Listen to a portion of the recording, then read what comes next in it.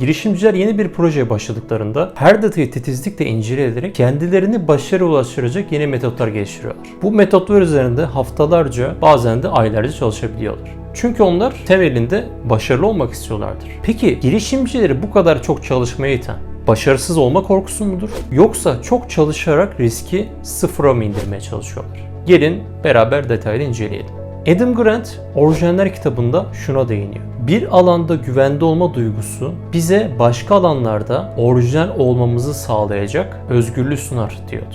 Örneklerle inceleyelim. İlk Apple 1 model bilgisayarı icat eden Steve Wozniak, Apple'ı Steve Jobs'la birlikte 1976'da kurmuş. Ancak 1977'ye kadar HP'de tam zamanlı mühendis olarak çalışmasını devam ettirmiş.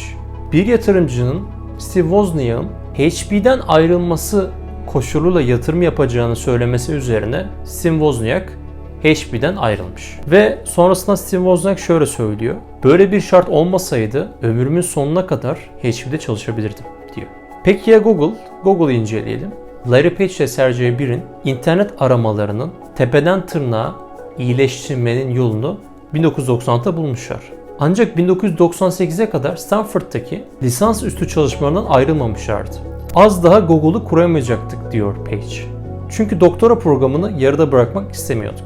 1997'de yeni emekleyen arama motorlarının kendi araştırmalarını alıkoyduğu gerekçesiyle Google'u 2 milyon dolardan ucuza nakit para ve senet karşılığında satmaya çalıştılar.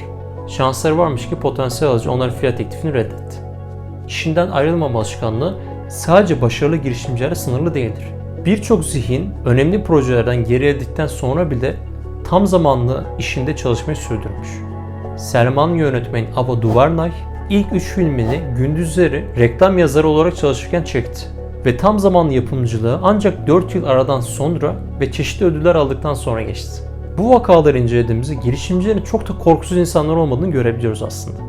Yani girişimciler bir alanda aşırı riskler alırken bir alanda da aşırı ihtiyatlı davranarak dengeliyorlar. Bu sayede de çok daha yaratıcı projeler ortaya çıkartabiliyorlar. Peki bu konuda bir istatistik verelim mi? Tam zamanlı çalıştıkları işten ayrılmayan girişimcilerin başarısızlık oranı, işinden ayrılan girişimcilere kıyasla %33 daha düşükmüş. Artık karar senin. %1'de yer almak istiyorsan Adam Grant'i okumayı ihmal etme. Görüşmek üzere.